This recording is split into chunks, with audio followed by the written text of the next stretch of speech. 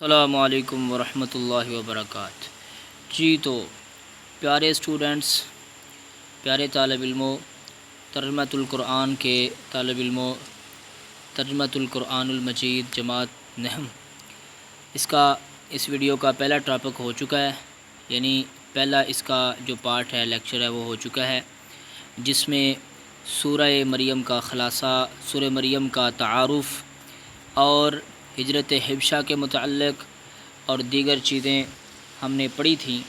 آج انشاءاللہ الرحمن سورۃ مریم کی آیت نمبر 30 سے لے کر آیت نمبر 36 تک ہم با محاورہ بھی اور لفظ بلفظ بھی ترجمہ پڑھیں گے، کیونکہ اس صورت کے اینڈ پہ بتایا گیا ہے کہ اس صورت میں سے پوری صورت نہیں، صرف جو ہے آیت نمبر 30 سے لے کر 36 تک کا با محاورہ ترجمہ اور اس کا مفہوم اور اس کا جو ہے لفظ بلفظ ترجمہ وہ آ سکتا ہے ایگزام میں، اس لیے خلاصہ جو ہے وہ آپ نے پڑھ لیا، پہلے اہم نکات بھی پڑھ لیے۔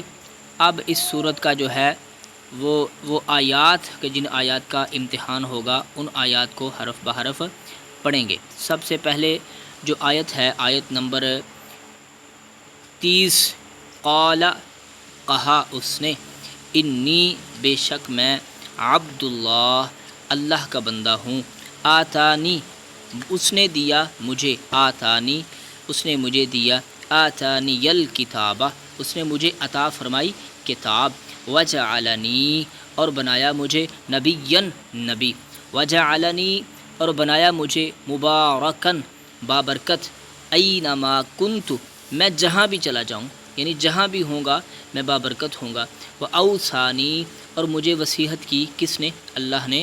حضرت عیسیٰ علیہ السلام فرما رہے ہیں مجھے اللہ نے وصیت کی، بالصلاۃ، نماز پڑھنے کی، یعنی نماز کا حکم دیا، والزکوٰۃ، اور زکوٰۃ کا، ما دمت حیا، جب تک میں زندہ رہوں، جب تک میری زندگی ہوگی اللہ نے مجھے یہ وصیت معنی یہ حکم ہے، کیونکہ نماز جو ہے وہ فرض ہے، صرف امت محمدیہ پر نہیں، پہلے بھی تمام انبیاء پر اور پہلے بھی امتوں پر نماز فرض تھی، لیکن طریقہ کار اپنا اپنا تھا، ٹھیک ہے۔ ما دمت حیا، جب تک، دمت، جتنی مدت تک، حیا، میں زندہ رہا، وبرم بوالدتی، اور اپنی والدہ کے ساتھ حسن سلوک کرنے والا بنایا گیا، یعنی اللہ نے مجھے اپنی والدہ کے ساتھ حسن سلوک کا حکم دیا ہے، ولم یجعلنی، اور نہیں مجھے بنایا، یعنی کس نے؟ اللہ نے، جبارن، سرکش، جبارن، بہت سخت، شقیہ، نافرمان،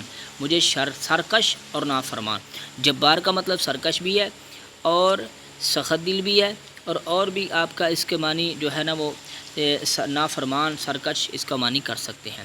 والسلام علیہ، اور سلامتی ہے مجھ پر، والسلام علیہ، اور سلامتی ہے علیہ، مجھ پر، یوم ولدت، یوم ولدت، جس دن میں پیدا کیا گیا، لیکن نیچے ترجمہ لکھا ہے جس دن میں پیدا ہوا، تو پیدا بندہ کیا ہی جاتا ہے، خود نہیں ہوتا، اس لیے اس کا اصل ترجمہ یہ ہے کہ جس دن میں پیدا کیا گیا، تو آپ یہ بھی پڑھ سکتے ہیں جس دن میں پیدا ہوا، ویوم اموت، اور اس دن بھی مجھ پر سلامتی ہوگی جس دن میں مر جاؤں گا، یعنی میں وفات پاؤں گا۔ اچھا، یہ مر جانا لفظ کوئی کوئی گستاخی والا لفظ نہیں ہے، لیکن ہم ادب کے ساتھ چلو یہ پڑھ لیتے ہیں وفات پاؤں گا، لیکن اگر کوئی یہ کہتا ہے مر جانا، تو یہ اموت والا لفظ اللہ نے خود قرآن میں استعمال کیا ہے، اس میں کوئی حرج والی بات نہیں، لیکن ہم پڑھتے ہیں جس دن میں وفات پاؤں گا، ویوم ابعث حیا، اور جس دن میں اٹھایا جاؤں گا، ابعث، اٹھایا جاؤں گا، ابعث حیا، جس دن میں زندہ، دوبارہ زندہ کر کے اٹھایا جاؤں گا، ذالک عیسیٰ ابن مریم، ذالک، یہ ہے عیسیٰ ابن مریم، یعنی عیسیٰ ابن مریم، یہ جو بتا رہے ہیں نا، یہی ہے اصل میں قول الحق، یہ جو بات ہے یہ حق اور سچی بات ہے، الذی، وہ بات، فیہ تمترون، یمترون، اس میں تم شک میں پڑ گئے ہو، یہ اللہ عیسائیوں کو کہہ رہا ہے جنہوں نے یہ عقیدہ بنایا کہ عیسیٰ علیہ السلام نعوذ باللہ اللہ کے بیٹے ہیں، حالانکہ عیسیٰ علیہ السلام خود فرما رہے ہیں کہ میں اللہ کا بندہ ہوں، اس نے مجھے کتاب دی ہے، اس نے مجھے نبی بنایا ہے، نماز زکوٰۃ ادا کرنے کا حکم دیا ہے، میں اپنی اپنے والدہ کی خدمت کروں، اچھا سلوک کروں، اس کا اللہ نے مجھے حکم دیا، تو اللہ فرماتا ہے ذالک عیسیٰ ابن مریم، اصل میں عیسیٰ ابن مریم یہ ہے جو ہم نے قرآن میں اس کا ذکر کر دیا۔ قول الحق، یہ سچی بات ہے، یہی سچی بات ہے۔ الذی فیہ یمترون، جس میں وہ شک کرتے ہیں، وہ لوگ شک کرتے ہیں، یمترون وہ لوگ شک کرتے ہیں۔ ما کان للہ، ما کانا نہیں تھا یا نہیں ہے، للہ اللہ کے لیے، یعنی اللہ کی شایان شان نہیں ہے، ان یتخذ من ولدن، کہ وہ کوئی اولاد بنائے، یعنی اللہ کی یہ شایان شان ہی نہیں ہے کسی کو اپنی اولاد بنائے۔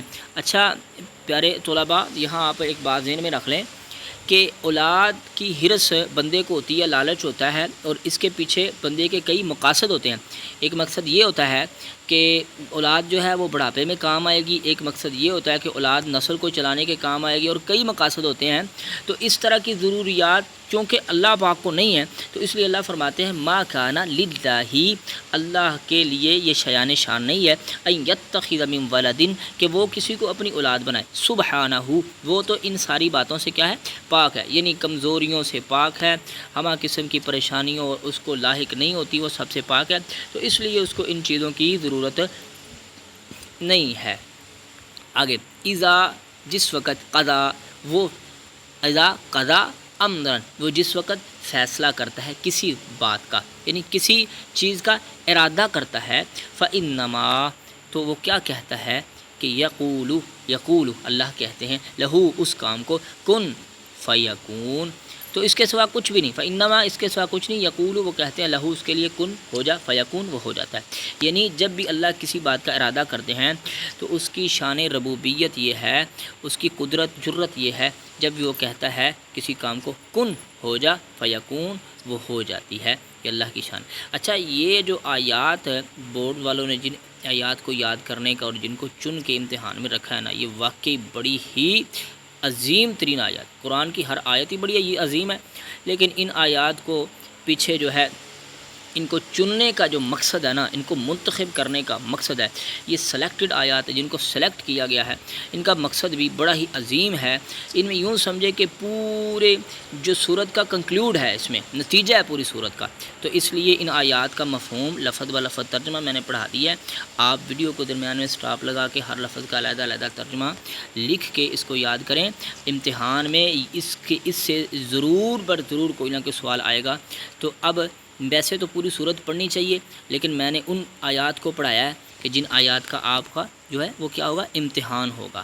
اب آگے چلتے ہیں، آگے انشاءاللہ کوشش کروں گا کہ یہ پوری صورت پڑھاؤں، لیکن پہلے وہ ضروری ہے جس کا ہمیں امتحان دینا ہے۔ تو اب کچھ دو دعائیں آئی ہیں اس میں، اس کو آپ یاد بھی کریں اور اس کو مانگا بھی کریں دعائیں۔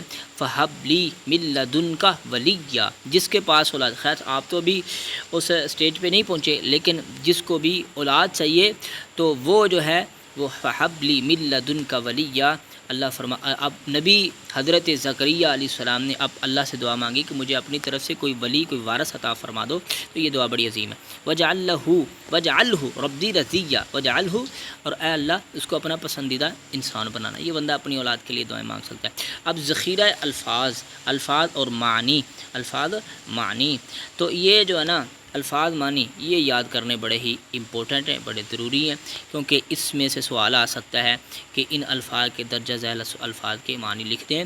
تو اب یہ الفاظ جو ہے نا یہ بھی انہی صورتوں میں سے ہیں، انہی آیات میں سے، جن آیت کا بھی ہم نے ترجمہ پڑھا ہے، یہ الفاظ معنی بھی ان سے ہی چنے ہوئے ہیں۔ انی، بے شک میں، مبارکن، بابرکت، الصلاۃ، نماز، ما دمت، جب تک رہوں میں، جبارن، میں نے پہلے پڑھا دیا آپ کو، جب سرکش، علیہ مجھ پر، یمترونا وہ شک کرتے ہیں، قضا وہ فیصلہ کرتا ہے، یقول وہ کہتا ہے، فیکون تو وہ ہو جاتا ہے، ٹھیک ہے۔ عبداللہ اللہ کا بندہ، اینما جہاں کہیں بھی، الزکوٰۃ زکوٰۃ، برن نیکی کرنے والا، شقی بدبخت، ابعث میں اٹھایا جاؤں گا، ان یتخذ کہ وہ بنائے، انما بے شک، کن ہو جا، فیکون وہ ہو جاتا ہے۔ اب جلدی سے اس کی جو ہے وہ مشق کو بھی دیکھ لیتے ہیں جلدی سے۔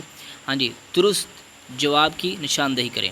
حبشہ کے بادشاہ کو کہا جاتا تھا، کیا کہا جاتا ہے جی؟ بالکل صحیح سمجھا آپ نے، یہ نجاشی، حبشہ کے بادشاہ کو نجاشی کہا جاتا تھا، حبشہ کے بادشاہ کو نجاشی کہا جاتا تھا، جی صحیح سمجھا آپ نے۔ اب آگے دوسرا سوال ہے، شاہ حبشہ کے دربار میں تلاوت کی گئی۔ کس صورت کی تلاوت کی گئی؟ سورہ حج، سورہ طہ، سورہ مریم، سورہ انبیاء۔ اب جی آپ دیکھیں گے آپ نے سبق میں کیا پڑھا؟ سورہ مریم، کیونکہ بات بھی سورہ مریم کی چل رہی ہے۔ اب آگے چلتے ہیں۔ نجاشی کے دربار میں سورہ مریم کی تلاوت کی کس نے کی؟ اب یہ سوال آ گیا، نجاشی کے دربار میں سورہ مریم کی تلاوت کس نے کی؟ اب جلدی سے دیکھ لیتے ہیں کس نے کی۔ حضرت عثمان، حضرت جعفر طیار، حضرت عبداللہ بن مسعود، حضرت ابو بکر صدیق۔ جی جی جی جی بالکل صحیح، حضرت جعفر بن طیار رضی اللہ تعالی عنہ، انہوں نے تلاوت کیا۔ اب آگے چلتے ہیں۔ آگے سورہ مریم میں انبیاء کرام کا ذکر ہے۔ کتنے نبیوں کا ذکر ہے؟ جی اب پتہ ہے آپ کو کتنے نبیوں کا ذکر ہے؟ نہیں پتہ؟ چلو میں بتاتا ہوں جی، 7 نبیوں کا ذکر ہے سورہ مریم میں۔ جی آگے چلتے ہیں۔ آگے مختصر، اچھا، معجزانہ طریقے سے تخلیق ہوئی، کس کی ہوئی جی؟ حضرت عیسیٰ علیہ السلام کی، حضرت موسیٰ علیہ السلام کی، حضرت سلیمان علیہ السلام کی۔ تو ظاہری بات ہے حضرت عیسیٰ علیہ السلام کی تخلیق جو ہے وہ معجزانہ طریقے سے ہوئی۔ اب مختصر جواب دیجئے، سورہ مریم کو یہ نام کیوں ملا؟ اس وجہ سے یہ نام سورہ مریم کو ملا کہ اس میں حضرت مریم علیہ السلام کا ایک واقعہ تفصیل کے ساتھ بیان کیا گیا، جس کی وجہ سے جس وجہ سے شروع کرنا سورہ مریم ہے۔ سورہ مریم کا خلاصہ لکھیں جی، آپ نے پڑھ لیا خلاصہ، اب اس کو آپ نے یاد کرنا ہے۔ سورہ مریم کے اہم علمی اور عملی نکات میں سے 2 تحریر کریں، ٹھیک ہے؟ یہ بھی آپ سبق میں پڑھ کے جو ہے وہ میں آپ کو 2 جو ہے اسے بتا دیتا ہوں کہ حضرت ابراہیم علیہ السلام نے جو اپنے باپ کو تلقین کی تھی، وہ تلقین جو ہے وہ اس طرح کا طریقہ کار اختیار کر کے اپنے بڑوں کو وہ نصیحت کی جا سکتی ہے، وصیت کی جا سکتی ہے، جس طرح کہ حضرت جناب ابراہیم علیہ السلام نے اپنایا تھا۔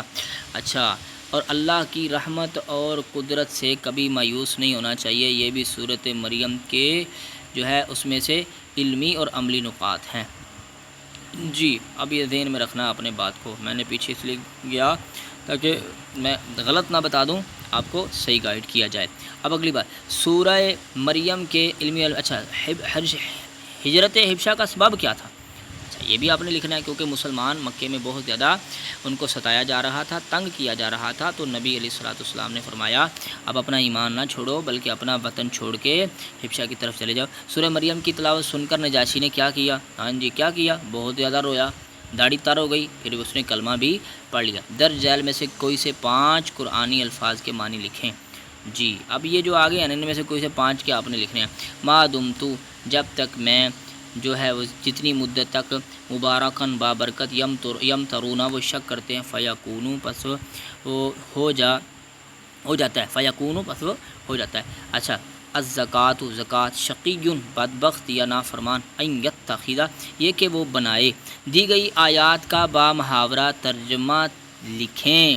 وبرم بوالدتی ولم یجعلنی جبارا شقیا، اور اللہ نے مجھے حکم دیا ہے۔ اچھا یہاں حکم کا معنی نہیں ہے، یعنی ہم نے با محاورہ ترجمہ کرنا ہے۔ حدیث صلی اللہ علیہ وسلم نے کیا فرمایا کہ میں خدمت کروں اپنی والدہ کی، اور اللہ نے مجھے شقی اور بدبخت نعوذ باللہ نہیں بنایا، اللہ نے مجھے نافرمان اور شقی نافرمان نہیں بنایا۔ والسلام علیہ یوم ولدت، مجھ پر سلامتی ہے جس دن میں پیدا ہوا، جس دن مجھے موت آئی، اور جس دن میں زندہ ہو کر اٹھایا جاؤں گا، یعنی جس دن فوت ہوں گا اس دن بھی مجھ پر سلامتی ہوگی، جس دن میں پیدا ہوا اس دن بھی، اور جب میں زندہ قبر سے اٹھایا جاؤں گا تب بھی مجھ پر کیا ہوگی؟ اللہ کی طرف سے سلامتی ہوگی۔